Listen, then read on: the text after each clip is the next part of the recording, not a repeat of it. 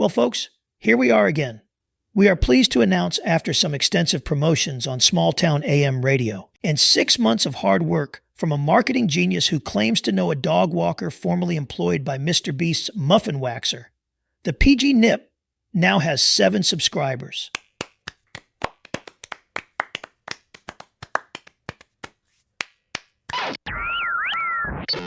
Coming soon on the practical guide to nothing in particular, Mysteries of the World.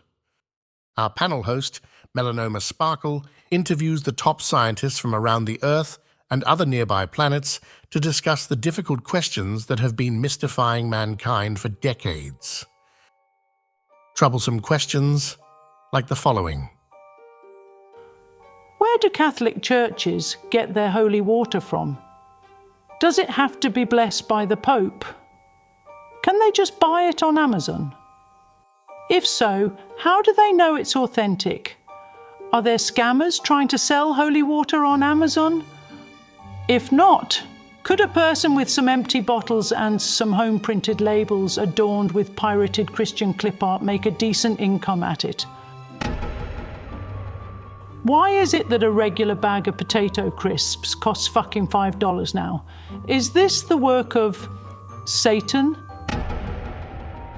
We've all seen it. Sometimes it gets on your shoes. Farmers grow potatoes in it. But where does this so-called dirt come from? And is it really as dirty as it sounds? A special 2-hour exposé delves deep into the dirty filth that surrounds our planet. Every human over the age of 12 has a smartphone in their pocket with a high-resolution software-enhanced autofocus camera. Yet why is all the video evidence of UFOs we ever see really blurry, and only filmed near Air Force bases or in areas of the country prone to crystal meth usage? Are us human people really as smart as us think we is? Or are we just flailing around noisily like a skeleton having a wank in a biscuit tin? How many Canadian politicians are for real actual lizard people from the planet Nibiru?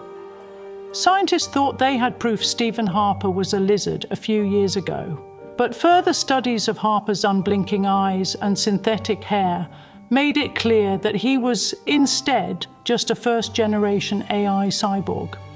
But what about Poilievre? Is he a lizard man? And if so, is that what Canadians need? Join us to uncover and unlock the mysteries of the world. Thursdays at 9 p.m., only on the PG Nip. Good morning. To remain in compliance with new regulations and legislation passed by the CRTC and House of Commons, the Practical Guide to Nothing in Particular will begin to dedicate airtime for Canadians to discuss their cultures and their experiences, and to tell their stories. The first of these projects will be a reflection on Canadian issues from mid to late 2013, focusing in particular on the WWF's successful plot to remove the people's beloved copper penny. That whimsical time when the biggest issue facing Ontario was Rob Ford getting blasted on the government cheese too often, and the public's general distaste for the alleged musician Drake, and their opinions on whether he should have just stayed on Degrassi Street.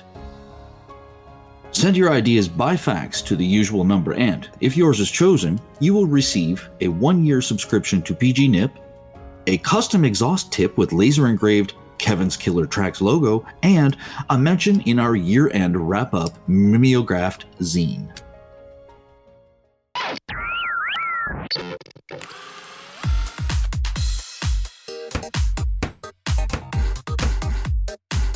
Good evening out there, and welcome back to the Home Reno Show with Gary Popsalata Pills.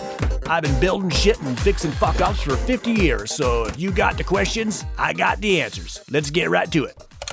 Hi, Gary. Thanks for taking my call. I'm trying to lay down some new flooring, but it keeps buckling. What do you suggest? Well, you're going to want to get yourself a 3/4-inch squeegee sharpener and apply a generous layer of an adhesive lubricant to the affected areas. Now, be careful when doing this, as you run the risk of needing to get a board stretcher to fill the gaps if you go too far. Hope that helps. Next caller, you're on with Gary. Yeah, hi, Gary. I've got a leaky peg box here that needs fixing right away. Leaky peg box, eh? Haven't heard of one of those in a while. You must be living in an older home with the left-handed light switches. I suggest replacing the liner, so grab your drill silencer and your Johnson rod and head to the basement to get a good look at the underside of the butt fur. What's a butt for? For sitting and farting. Anyways, take an 8/16" wrench along with you, because you might need to tighten up the horizontal pole smoker. Be careful not to over-tighten now. Hope that helps. Next caller, this is Gary. Hi, Gary. What do you think about using a bastard file for fine finishing work, like on a 1920s Whisker Biscuit cabinet? Well, I say the bastard is a bit rough, but that's just the way it has to be sometimes when you're getting down to the nitty-gritty. Push and pull the bastard back and forth vigorously for a few strokes, then check to see how she's doing. If it looks good, keep giving the bastard the business. Hope that helps. Well, that's it for the Call-In Home Reno Show this week. I'm Gary, and there's no need to pay a professional. You can fix it your own damn self.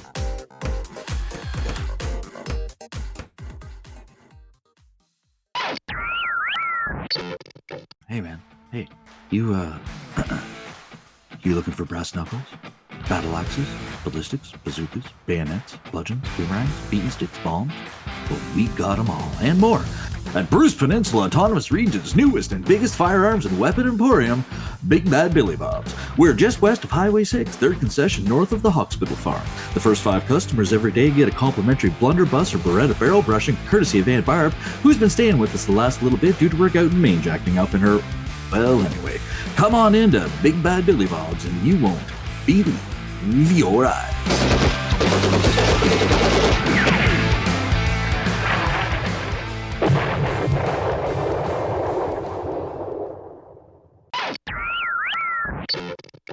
Are you having a hard time keeping up with all these goddamn newfangled electric telephones and computators and having to sign into the Faceboogle with your thumbprint just to read a damn restaurant menu?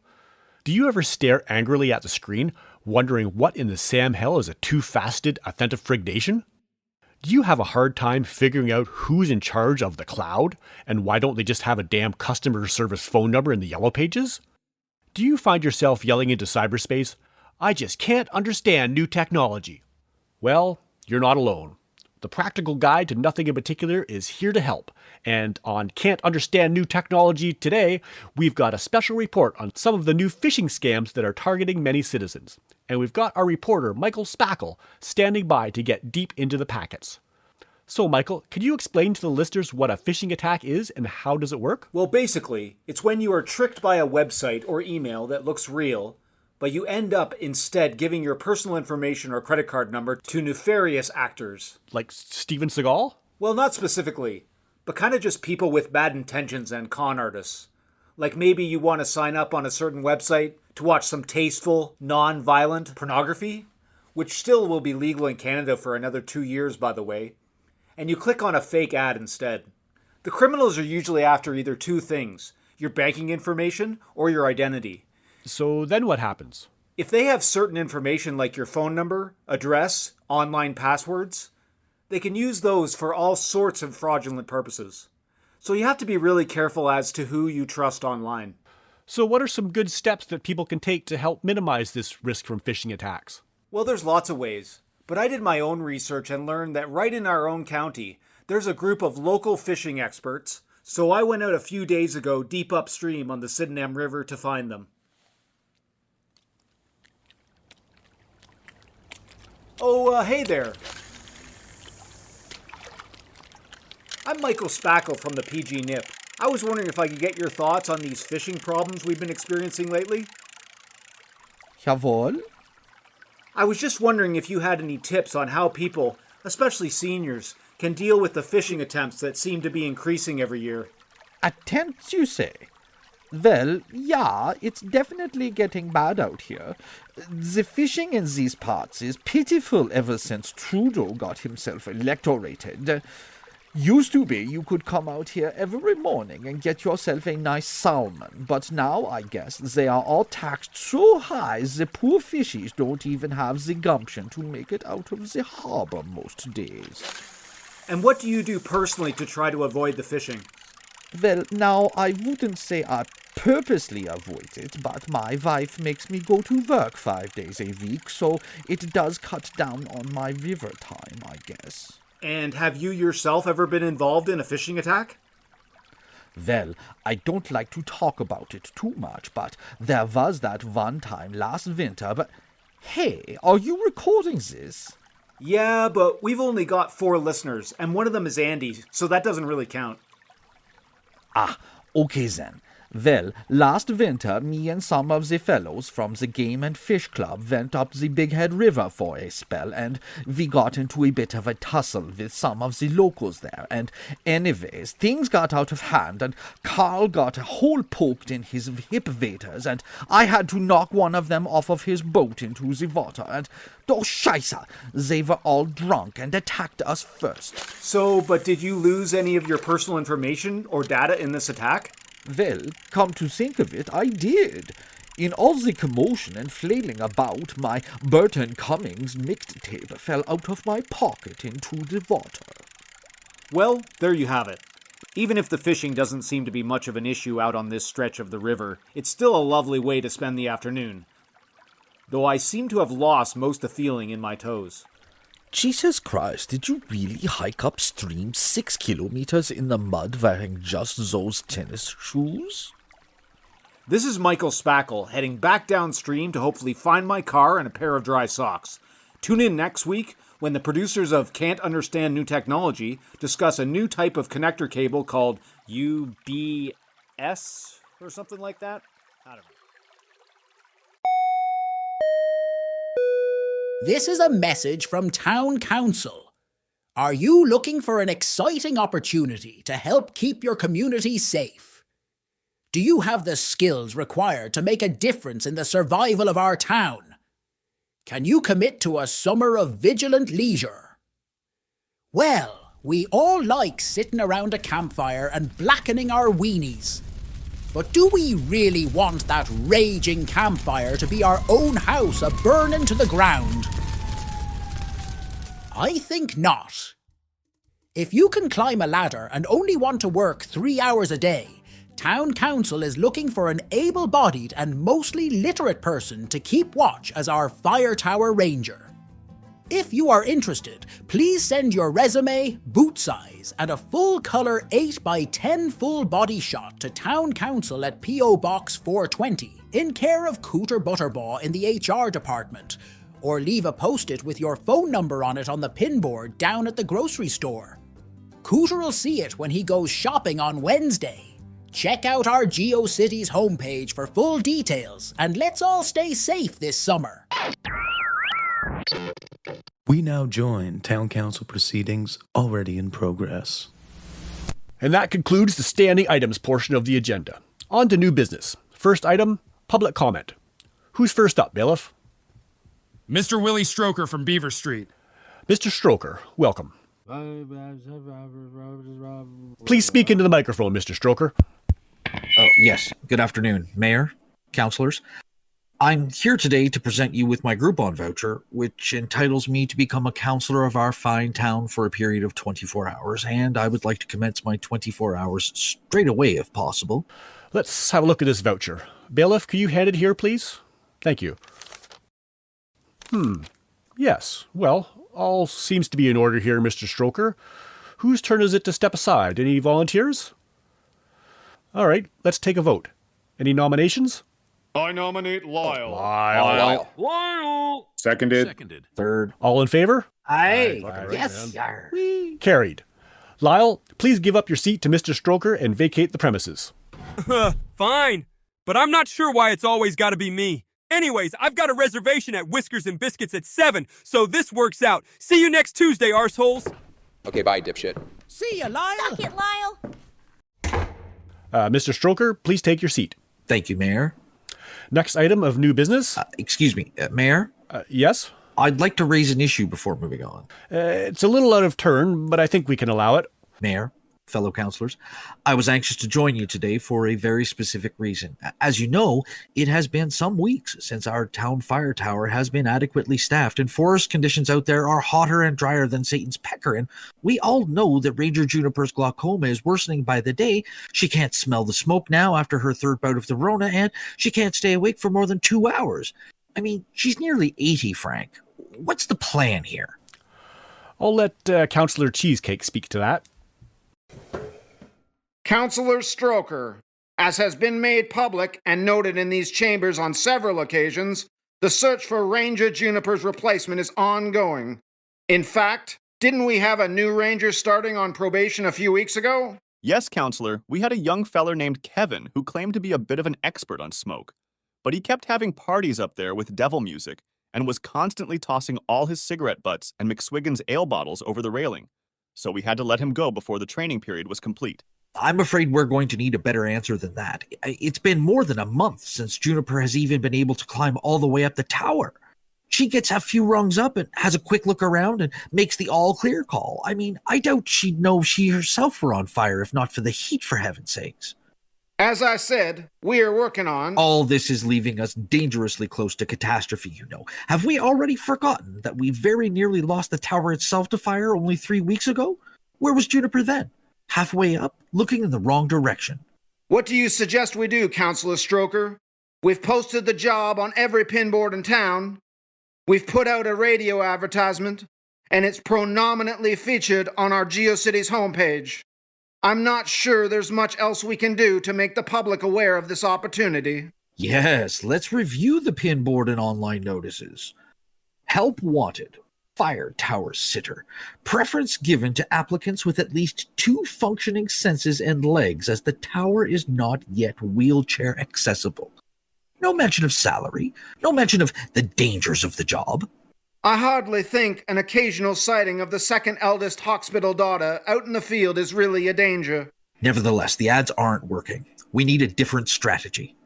Perhaps it's time to bring in Ranger Big Hat, who is in the gallery waiting for other business and who held the position last season. Excellent idea, Mayor. Ranger Big Hat, will you please come down to the microphone?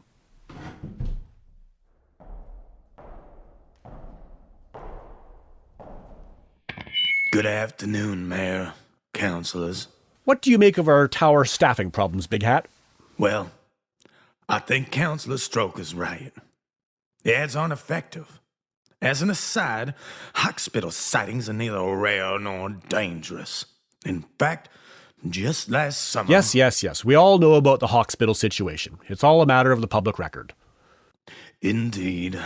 Perhaps council should consider rewriting the ad, as well as doing some community outreach, actively seek out qualified people to keep vigil over our town. And a fine town it is! Here. But that doesn't change the fact that nobody has come forward and our need is immediate. Mayor, I call on you to enact your emergency powers to conscript a member of this very council to serve as fire tower watcher until such time that a permanent replacement for Ranger Juniper can be found. Willie, I'm pretty reluctant to use those powers, but I will if it's unanimous. What does everyone say? Yes, sir. Sounds good. Agreed. Woo-hoo. I agree. Agreed. That's everyone. Very well. We'll name a temporary replacement for Ranger Juniper from this council. That person will take up their post beginning 24 hours from the end of this meeting. Because Councillor Stroker is so keen to see the tower staffed, I nominate him. Seconded. Then it is agreed. Councillor Stroker will climb the tower 3 times daily and report conditions beginning on... Point of order, Mayor? Go ahead. 24 hours from the end of this meeting will exceed the period that I've been granted to serve on this council. Yes, right you are. It will. Therefore, I nominate Lyle. Lyle. Seconded. Clerk, will you send Lyle a fax detailing his new position? Thank you. Any other new business? Bylaws Department? Well, Mayor, we're still having quite a bit of congestion with cars parked on the road shoulder near the Hospital Farm on sunny afternoons. Any suggestions? What about some new no parking signage along that area? Good idea. All in favor? Aye. Nay. Counselor, you seem very disagreeable today.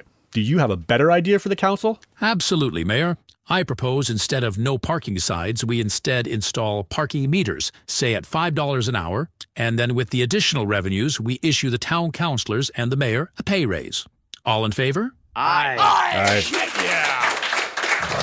Tune in for next week's Town Council session, when we'll learn who's won the contract to resurface the Sitball Courts in Cloughton Avenue Park, and Council will receive the long-awaited report on whether to proceed with the co-ed bathhouse and the guinea hen abattoir projects. Are you tired of the same old haircuts and stale pastries? Well, have we got the perfect solution for you. Introducing Whiskers and Biscuits, where style meets sweetness. I walked into a Whiskers and Biscuits for a mustache wax and left with a fresh fade and a cannoli in my cream horn. Talk about a cut above the rest. I couldn't believe my eyes when I saw the barber expertly shaping my beard while simultaneously hand-frothing a batch of delicious and gentleman's relish. At Whiskers and Biscuits, our stylists are not just skilled with scissors, but are also masters and mistresses of the oven. You'll be amazed as they effortlessly create trendy hairstyles and scrumptious treats. Step right, folks, get the dapper do and indulge in our famous ginger nuts. You can put them in your mouth and roll them around on your tongue. But wait, there's more. Every customer who gets a perm will receive a complimentary stuffed muffin to satisfy their sweetest desires. It's a win-win all around. I never experienced anything quite like Whiskers and Biscuits before. It's like getting pampered at a salon and being serviced in a bakery all at the same time. It's a little slice of sweet, buttery heaven. So why settle for a boring barbershop or a plain old patisserie when you can have the best of both worlds? Visit Whiskers and Biscuits today.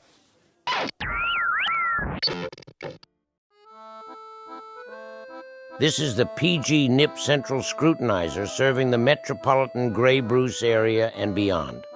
Join us online or tune your shortwave dial to 146.5 megafucks to continue receiving provocative parody and all original skits. The Practical Guide to Nothing in Particular is a public service offered to Canadian citizens of all political persuasions and critical thinking abilities at no charge. We are legally required to remind you that the PG NIP and its subsidiaries have no affiliation with the Canadian Tire Corporation or the Canadian Tire Triangle Rewards Program. This concludes our broadcast day. Bon voyage.